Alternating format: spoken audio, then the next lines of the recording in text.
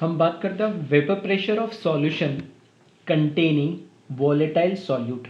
हमने last lecture के अंदर vapour pressure of solution start करा था और उसमें हमने बात करी थी कि दो केस हम पढ़ेंगे। तो फर्स्ट केस हम लास्ट लेक्चर में पढ़ चुके हैं जिसमें सॉल्यूशन के अंदर नॉन वोलेटाइल सॉल्यूट था, और केस 2 है कि vapour pressure of solution containing volatile solute. यहाँ हम वोलेटाइल सॉल्यूट की बात कर रहे हैं, ठीक है। तो लास्ट लेक्चर में जैसे हमने देखा था वैसे हम इनकी पहले कुछ जो कंपोनेंट है उनकी प्रॉपर्टीज़ देखेंगे।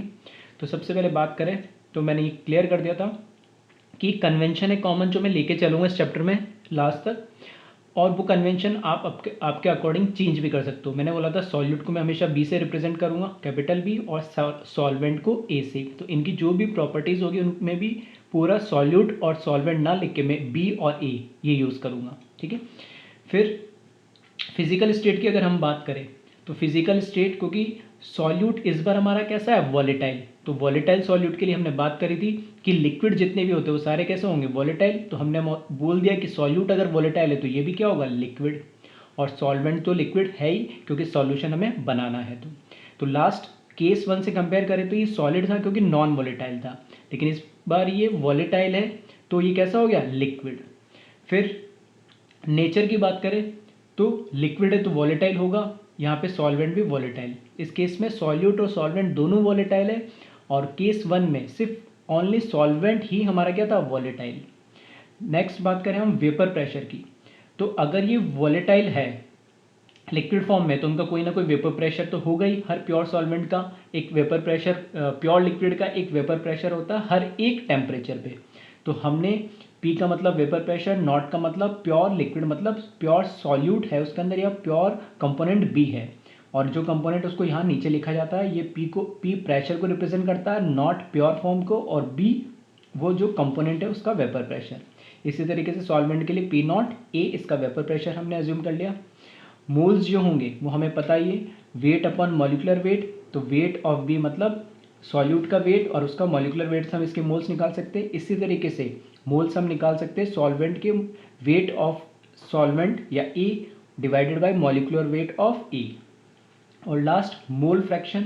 मोल फ्रैक्शन हम सॉल्यूट को बी से रिप्रेजेंट कर रहे हैं, तो जिसके हमें मोल फ्रैक्शन निकालने होते हैं उसके मोल्स न्यूमरेटर में लिखे जाते हैं डिवाइड बाय टोटल सॉल्यूशन में जितने मोल्स हैं। तो हम यहाँ पर सिर्फ बाइनरी सॉल्यूशन के लिए पढ़ रहे हैं, तो हमारे पास एक सॉल्यूट और एक सॉल्वेंट होगा, तो उन दोनों के मोल्स का समीशन।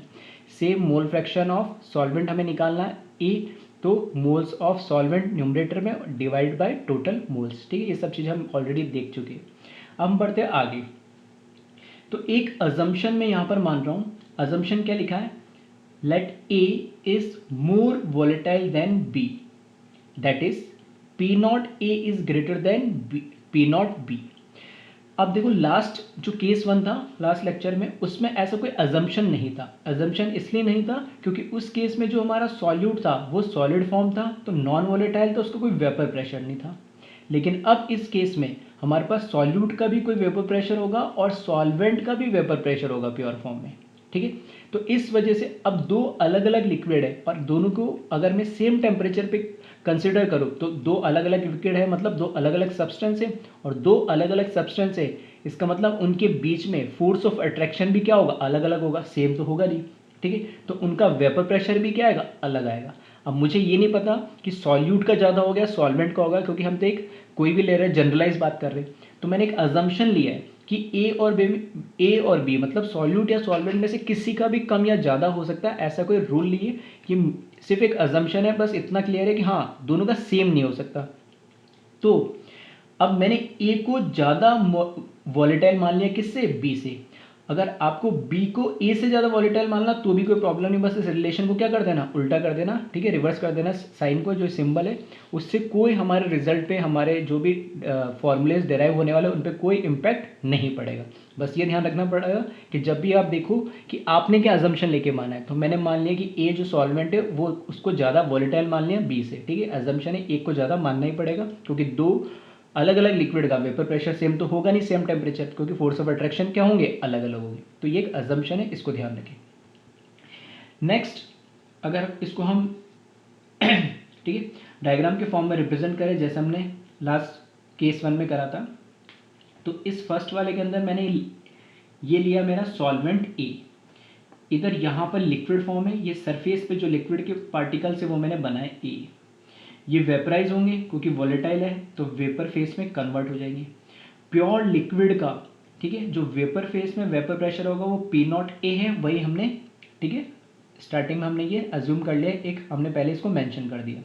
इसी तरीके से कंटेनर 2 में एक अलग कंटेनर है जिसमें सॉल्यूट बी रखा हुआ है, और सॉल्यूट भी हमारा कैसा है इस बार लिक्विड, लास्ट केस में वो कैसा था सॉलिड। तो ये लिक्विड फॉर्म में, लिक्विड फॉर्म में तो कुछ ना कुछ वेपर्स भी बनेगी, तो उसका कुछ वेपर प्रेशर होगा। प्योर फॉर्म में उसको हमने पी नॉट बी से रिप्रेजेंट करा, जो हमने यहाँ मेंशन कर दिया। जब दोनों सॉल्यूट और सॉल्वेंट को हमने जब मिक्स कर दिया, तो मिक्स करने के बाद हमारा सॉल्यूशन बन गया ये, जिसके अंदर ए प्लस बी दोनों होंगे।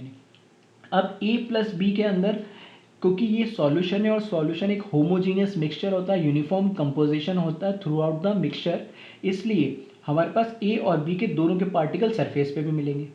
तो अब मैंने क्योंकि ए को क्या माना, ज़्यादा वॉलेटाइल माना, जिसको ज़्यादा वॉलेटाइल हमने मान लिया है तो वो ज़्यादा वेपर भी क्रिएट करेगा, तो उसकी वजह से वेपर प्रेशर भी जो ऊपर होगा वो क्या होगा ज़्यादा। तो ए मोर वॉलेटाइल है तो मैंने बड़े एरो से शो करा, बी लेस वॉलेटाइल है इसको छोटे एरो से शो करा, ठीक है, इस तरीके से। तो यहाँ पे ए के भी वेपर्स बनेंगे और बी के भी वेपर्स बनेंगे। अब जो ये ऊपर इस सॉल्यूशन के ऊपर जो वेपर्स बने, ये वेपर्स किसकी वजह से बनोगे, सॉल्यूट प्लस सॉल्वेंट की वजह से। तो इस वेपर्स के अंदर ए और बी दोनों के क्या होंगे, पार्टिकल्स होंगे, ठीक है। और जो वेपर प्रेशर होगा अब इस सॉल्यूशन के ऊपर, वो कहलाएगा वेपर प्रेशर ऑफ सॉल्यूशन। अब लास्ट केस में जो हमने पढ़ा था केस 1 में नॉन वॉलेटाइल सॉल्यूट था, तो बी की वजह से उस वेपर प्रेशर में कोई कंट्रीब्यूशन नहीं आ रहा था, तो हमने उसको पी ए लिख दिया था।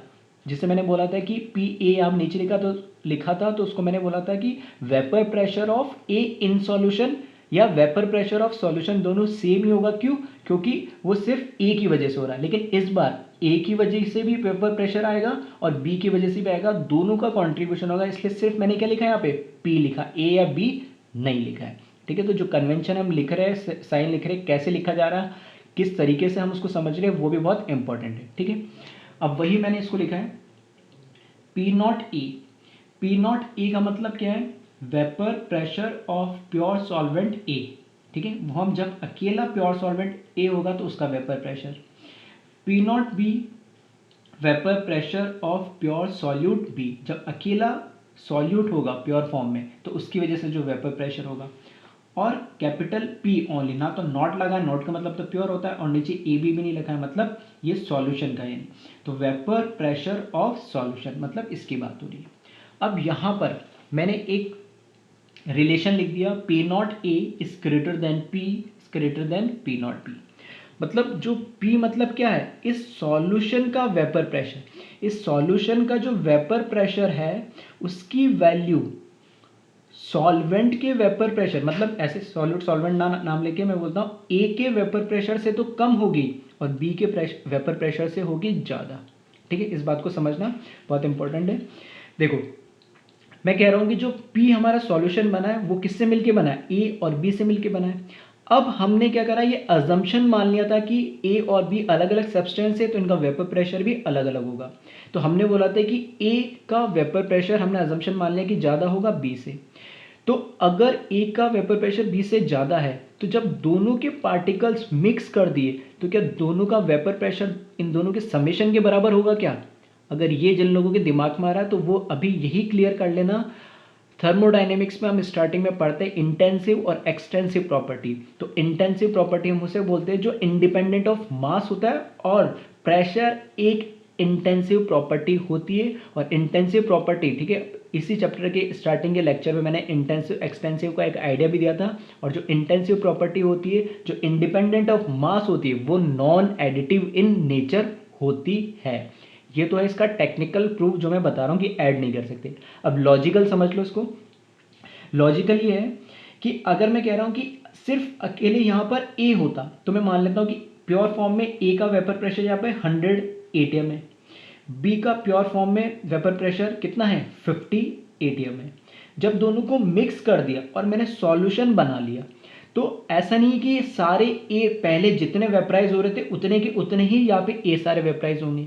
और जितने बी के पार्टिकल यहाँ वेपराइज हो रहे थे उतने ही यहाँ पर वेपराइज होंगे। क्यों? क्योंकि अब ये मिक्सचर बन गया, अब इसमें नए फोर्स ऑफ अट्रैक्शन क्रिएट हो गए ए और बी के बीच में।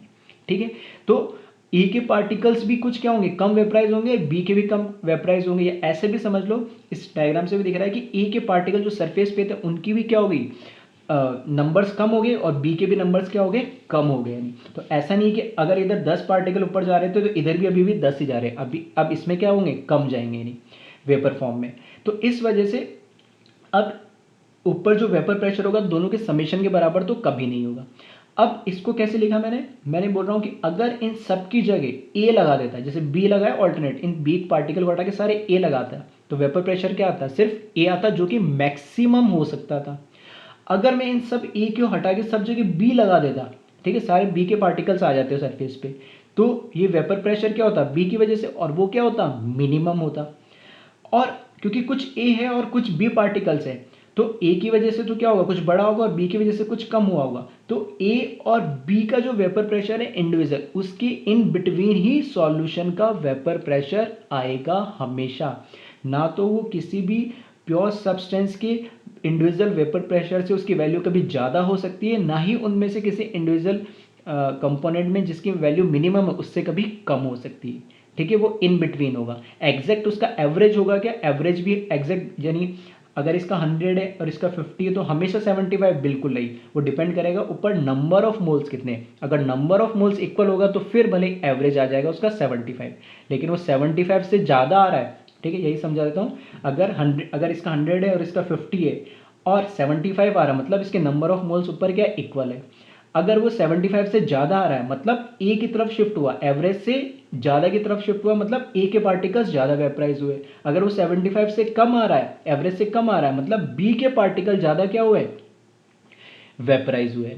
ठीक है, तो आई होप ये थोड़ा कॉन्सेप्ट समझ में आया होगा। तो दो चीज़ हमें ध्यान रखनी, एक तो ये रिलेशन कि vapour pressure non additive in nature होता है क्योंकि इंटेंसिव प्रॉपर्टी होती है, कभी डायरेक्ट ऐड नहीं कर सकते। और इसका वेपर प्रेशर जो भी इंडिविजुअल कंपोनेंट में से मिनिमम और मैक्सिमम होगा उसी के रेंज के बिटवीन होगा, कभी उनके बराबर या उससे कम या ज़्यादा नहीं हो सकता है। ठीक है, तो एक बार इसे कॉपी कर ले जल्दी से।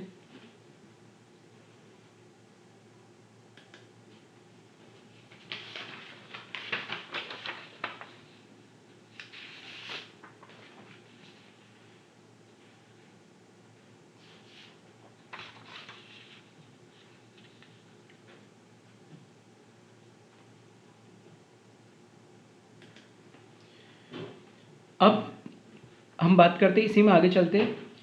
जब हमने सॉल्यूशन लिया वॉलेटाइल सॉल्यूट के लिए, तो एक Dalton's law of partial pressure मैंने लिखा है। ये लॉ हमने 11th क्लास की गैसेस स्टेट या हम स्टेट्स ऑफ मैटर जिसे बोलते हैं, ठीक है, उसमें हमने इस लॉ को पढ़ा था। और इस लॉ के दो स्टेटमेंट होते हैं। पहला स्टेटमेंट मैंने यहाँ लिखा, नेक्स्ट स्टेटमेंट में अगले कुछ लेक्चर या हो सकता है इसी लेक्चर में आ जाएगा, आगे मैं बताने वाला हूँ। दोनों के अपनी अलग अलग इंपॉर्टेंस है। तो Dalton's law of partial pressure क्या कहता है, total pressure exerted by non reacting mixture of gases is equal to sum of partial pressure of individual gases. ठीक है, तो सब आई होप कई लोगों को समझ में आया होगा। क्योंकि पहला तो ये है कि जो डाल्टन्स लॉ है ये किस पे, गैसियस फॉर्म या वेपर फॉर्म के लिए एप्लीकेबल है, लिक्विड फॉर्म के लिए नहीं है। तो ये कह रहा है, लॉ ये कह रहा है कि अगर हमारे पास दो या दो से ज़्यादा गैसेस का मिक्सचर है, ठीक है, दो या दो से ज़्यादा गैसेस का मिक्सचर है। फॉर एग्जांपल मैंने बोला ए प्लस बी, दो तरह की गैस है मेरे पास, ठीक है, ए और बी दो तरह की गैस है। तो इस कंटेनर के अंदर जो प्रेशर होगा, इस कंटेनर के अंदर जो प्रेशर होगा वो किसके बराबर होगा, ए के पार्शियल प्रेशर प्लस बी के पार्शियल प्रेशर के समेशन के बराबर होगा। ठीक है, अब इस बात को अभी जो मैंने बताया पीछे की पी की वैल्यू पी नॉट ए से तो क्या होगी छोटी और पी नॉट बी से बड़ी होगी, इससे बिल्कुल रिलेट मत करना। ये लिक्विड फॉर्म की बात हो रही है और ये किसकी बात हो रही है, गैस फॉर्म की। ठीक है, ये बात किसकी हो रही है, गैस फॉर्म की। ये गैसियस लॉ है, डाल्टन्स लॉ गैस के अंदर एप्लीकेबल होता है। ये मैंने बोला कि लिक्विड का जो इंडिविजुअल वेपर प्रेशर हो रहा है वो उसकी बात हो रही है। ठीक है, दोनों अलग अलग चीज़ें, कंफ्यूज मत होना। अब इसकी यहाँ क्या जरूरत पड़ी, इसकी जरूरत ये पड़ी कि अगर मैंने बोला ये लिक्विड फॉर्म है किसका, ए प्लस बी का, जो अभी हमने बात करी थी। इस सॉल्यूशन का हम ये सॉल्यूशन बनाया और ए और बी दोनों कैसे, ये नॉन रिएक्टिंग, ये कोई रिएक्शन नहीं कर रहे, ठीक है। ए और बी के पार्टिकल्स में कोई रिएक्शन होकर नए पार्टिकल नहीं बढ़ रहे कि ए के अपने पार्टिकल अलग पड़े और बी के पार्टिकल अपने अलग पड़े। तो ए और बी दोनों क्या है, रिएक्ट नहीं कर रहे और लिक्विड फॉर्म में। अब जब ये लिक्विड फॉर्म से वेपर फॉर्म में कन्वर्ट होंगे तो फिर क्या होगा, वेपर फॉर्म बोल सकते हैं हम, या क्या बोल सकते हैं, गैस फॉर्म बोल सकते हैं कि ए भी लिक्विड से वेपर में कन्वर्ट हो रहा है और बी भी लिक्विड से किस में कन्वर्ट हो रहा है, वेपर में। अब ये जो वेपर फॉर्म बना है हमारा, उसके अंदर ये लॉ लगा सकते हैं हम। आ रही मेरी बात समझ में, इसके अंदर ये लॉ लगा सकते हैं। इसका मतलब क्या है कि अब जितने ए के पार्टिकल वेपर फॉर्म में कन्वर्ट हुए उनकी वजह से जो प्रेशर लग रहा है, और बी के लिक्विड में से जितने पार्टिकल वेपर फॉर्म में कन्वर्ट हुए और उनकी वजह से जो प्रेशर लग रहा है, वो कहलाता है पार्शियल प्रेशर ऑफ ए, और बी की वजह से कहलाता है पार्शियल प्रेशर ऑफ बी। तो ये जो टोटल प्रेशर होगा सॉल्यूशन का, ये किसके बराबर होगा, इन दोनों के समेशन के बराबर, ठीक है। यहाँ पे सिंपल P लिखा है और यहाँ पर P नॉट लिखा है। इसका मतलब क्या है, ये प्योर फॉर्म की बात हो रही है, ये प्योर फॉर्म की बात नहीं है, ये सॉल्यूशन के अंदर जो प्रेजेंट है उसकी बात हो रही है, ठीक है। दूसरा डिफरेंस ऐसे नहीं समझ में आए तो प्योर फॉर्म में जो प्रेशर होगा वो है यहाँ पर, और ये कौन सा है, सॉल्यूशन के अंदर ए की वजह से जो प्रेशर होगा वो होगा। तो डेल्टास लॉ सबको पता ही है, ठीक है, एक बार मैंने फिर से एक्सप्लेन कर दिया। तो ये बोल रहा है कि total pressure exerted by non-reacting mixture of gases is equals to sum of partial pressure of individual gases। तो यहाँ पे गैस तो नहीं है लेकिन वेपर है, तो वेपर को हम गैस जैसे ट्रीट करते हैं। तो अब लिक्विड से जब वेपर में कन्वर्ट हो गए ए और पी, तो हम इसको एज ए गैस ट्रीट कर रहे हैं, ठीक है। और इन गैसेस का या इन वेपर का, ठीक है, आपस में कोई रिएक्शन नहीं हो रही है, और इन इंडिविजुअल पार्टिकल की वजह से जो प्रेशर क्रिएट हो रहा है इस सॉल्यूशन में, उसे हमने क्या बोला, इस सॉल्यूशन का प्रेशर, और वो किसके बराबर होगा, दोनों के पार्शियल प्रेशर के समेशन के बराबर, ठीक है। तो वही स्टेटमेंट के फॉर्म में मैंने लिखा है, और ये लिखा है P is equals to P A plus P B. यहाँ पर फिर मैंने एक्सप्लेन कर दिया है, पी ए क्या है, vapour pressure of A in solution, ठीक है। और ठीक है, यहाँ मैंने लिखा नहीं है तो ठीक है, सब लोग लिख लेना इसी के आगे, ठीक है। फिर से बोल रहा हूँ, एक चीज़ और लिख लेना ताकि कन्फ्यूजन ना हो। ये लिखा है मैंने, vapour pressure of A in solution. इसका मतलब क्या, नॉट लगाता तो मैं बोलता vapour pressure of liquid A in pure form, या vapour pressure of pure liquid A, और नॉट नहीं लगा, इसका मतलब है कि vapour pressure of A in solution, solution के अंदर ए की वजह से कितना वेपर प्रेशर हो रहा है। इसी में और करके आगे लिख लेना, ठीक है, और करके आगे लिखना इसमें इस तरीके से,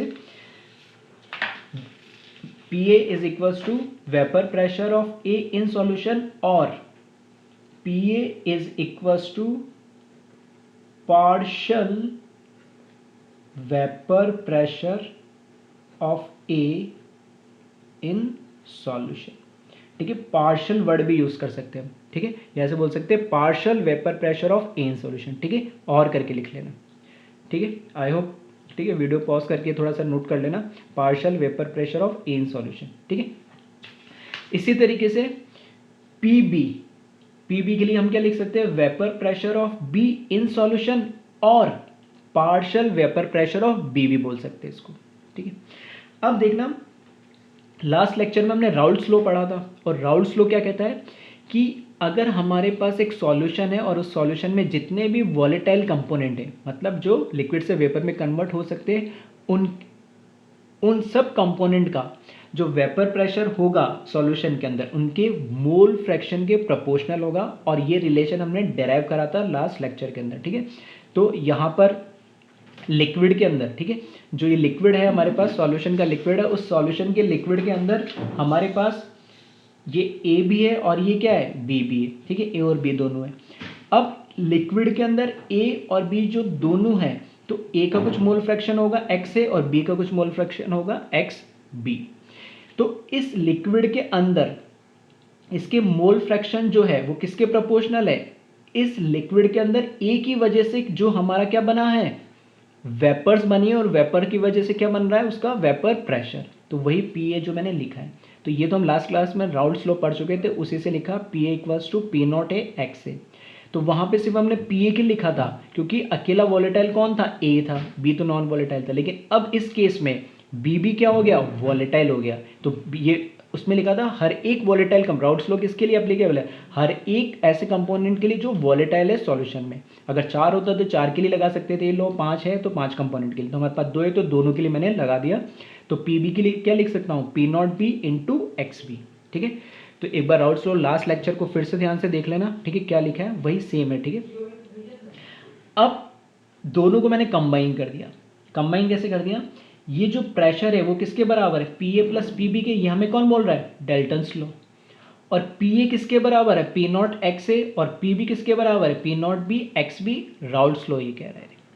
तो पी ए और पी बी की वैल्यू यहाँ से मैंने लिखी इसी रिलेशन में, तो ये मेरा एक फॉर्मूला आ गया first, P equals to P not A X A plus P not B X B. ठीक है, तो आई होप ये कैसे रिलेशन आया। ठीक है, सिंपल सा है, समझ में आया होगा। यहाँ पे हमने Raoult's law plus Dalton's law दोनों को कंबाइन करके इस फॉर्म में लिखा है। पी ए के रिलेशन हमें राउल्ट्स लॉ से मिले और पी का रिलेशन हमें कहाँ से मिला, P A plus P B Dalton's law से। इसको आगे हम थोड़ा देखते हैं। अब हमें पता है कि x A plus x B, क्योंकि हमारे पास बाइनरी सॉल्यूशन है, तो बाइनरी सॉल्यूशन के अंदर हमें पता है कि दो ही कंपोनेंट है, तो दोनों कंपोनेंट का मोल फ्रैक्शन का समेशन हमेशा क्या होगा, 1। तो कहीं पे भी, ठीक है, जैसे मैंने यहाँ पर क्या करा, एक्स ए की जगह क्या लिखा मैंने, 1 माइनस एक्स बी, मतलब एक्स ए की जगह इस एक्स बी को उधर ले जाएंगे तो एक्स ए बराबर क्या बन जाएगा, 1 माइनस एक्स बी। ठीक है, तो ये जो एक्स ए है, ठीक है, एक्स ए की जगह क्या बन जाएगा, ये इस तरह से 1 माइनस एक्स बी। तो एक्स ए की जगह मैंने ये लिख दिया। अब इस ब्रैकेट को मैंने क्या करा, ओपन करके लिख दिया, पी नॉट ए को 1 से मल्टीप्लाई करा as it is, P not A को माइनस एक्स बी से मल्टीप्लाई करेंगे तो P not A X B आ जाएगा, प्लस ये वाला टर्म एज इट इज लिखा। अब इन दोनों में देखना, एक्स बी इसमें भी आ रहा है और एक्स बी टर्म इसमें भी आ रहा है, तो इन दोनों टर्म में से एक्स बी मैं कॉमन ले रहा हूँ, तो एक्स बी कॉमन लूंगा तो P not be minus P not a. ठीक है, इस तरीके से बनेगा, दोनों में से एक्स बी कॉमन आ गया तो ये क्या बचा, P not be minus P not a. तो ये मेरा बना सेकंड रिलेशन या सेकंड इक्वेशन में इसको बोल सकता हूँ। इसी तरीके से जैसे मैंने एक्स ए की जगह 1 माइनस एक्स बी लिखा, इसकी जगह अगर मैं इसी रिलेशन में एक्स बी की जगह 1 माइनस एक्स ए लिख देता तो एक और रिलेशन बन जाता। ठीक है, तो वही चीज मैंने लिखा है, P equals to P not B plus P not A minus P not B into X A. ये कब होगा, जब मैं क्या करूंगा, एक्स बी की जगह लिख दूंगा 1 माइनस एक्स ए। ठीक है, तो जैसे ये लिखा मैंने 2 स्टेप में, इसको भी 2 स्टेप में करके तुम लोग लिख लेना, मैंने डायरेक्ट लिख दिया सिमिलरली करके। अब यहां पर, ठीक है, अब यहां पर तुम्हें ध्यान क्या रखना है कि ये वाला फॉर्मूला थोड़ा इजी है, P total pressure of solution is equals to क्या होगा, P not A X A plus P not B X B. अगर हमें एक सॉल्यूशन दे रखा है जिसमें दोनों कंपोनेंट वॉलेटाइल है, मतलब या ऐसे लिखा हुआ होगा solution containing volatile solute, solvent generally volatile ही होता है, तो उस सॉल्यूशन का वेपर प्रेशर बताइए। तो हमें क्या 4 टर्म चाहिए होगा, एक तो पी नॉट ए की वैल्यू, एक एक्स ए की वैल्यू, पी नॉट बी की वैल्यू, एक्स बी की वैल्यू। पी नॉट ए ये प्योर लिक्विड का वेपर प्रेशर है, जो मैंने बोला हमेशा कांस्टेंट होगा, गिवन होगा ये। ठीक है, पी नॉट बी ये भी कांस्टेंट है, तो P not A P not be given होगा। ठीक है, और एक्स ए और एक्स बी अगर तुम्हें पता लग जाए, मोल फ्रैक्शन पता लग जाए लिक्विड फॉर्म में, ठीक है, ए और बी का, तो बस यहाँ से हम सॉल्यूशन का वेपर प्रेशर कैलकुलेट कर सकते हैं। दूसरा फॉर्म ये, ठीक है, तो सेम चीज वही है कि अगर हमें ए और बी पता है तो ए और बी, पी नॉट ए और पी नॉट बी पता है तो यहाँ रखेंगे और एक्स बी लगा के ये। ठीक है, ये अलग अलग फॉर्म इसलिए लिख रही है क्योंकि इस पर न्यूमेरिकल्स बन सकते हैं कई तरीके। ठीक है, तो अभी हम देखेंगे आगे न्यूमेरिकल्स में किस तरीके को इम्प्लीमेंट करेंगे, तो बस ये अलग अलग फॉर्म है, तो ध्यान रखिए ऐसा भी आ सकता है नहीं। ठीक, अब इसको दिक्कत होती है इस वाले फॉर्म को याद रखने में, तो इसका, ठीक है, बेसिक से शॉर्ट ट्रिक टाइप मेथड कैसे याद रखेंगे, कहीं से भी शुरू कर लो। फॉर एग्जाम्पल तुमने एक्स, इतना तो पता है कि भाई कंफ्यूजन क्या होता है कि हमें इसमें मोल फ्रैक्शन का एक टर्म आता है, या तो ए आएगा या बी आएगा। ठीक है, और यहाँ कंफ्यूजन में आता है कि पी नॉट ए आएगा पी नॉट बी आएगा। ठीक, तो इसको ध्यान कैसे रखेंगे, अगर मैंने मान लिया मोल फ्रैक्शन का एक टर्म है और यहाँ पर आ रहा बी, तो देखना बी ए फिर बी फिर ए, ऑल्टरनेट चलेंगे, यहाँ से स्टार्ट कर लो। अगर ये तुमने पी नॉट ए लिया तो ब्रैकेट के अंदर क्या आएगा, बी, फिर माइनस ए फिर बी, मतलब एक्चुअली प्रॉब्लम ये नहीं इस फॉर्म को याद रखें। प्रॉब्लम ये होती है कि ए और बी, कौन सा ए आएगा और कौन सा प्लस होगा माइनस होगा। तो इस तरीके से ध्यान रख सकते हो, ए बी। इसको देखना, यहाँ से स्टार्ट करें तो अगर ये ए है तो अपना बी हो गया, फिर ए, ये बी, और यहाँ से स्टार्ट करोगे तो ये बी ए। ठीक है, तो इस तरीके से इसको याद रख सकते हो। ठीक है, आगे हम नेक्स्ट क्लास में इसके कुछ ग्राफ है वो देखेंगे, एक बार इसको ध्यान से देख ले और कॉपी कर ले। Thank you.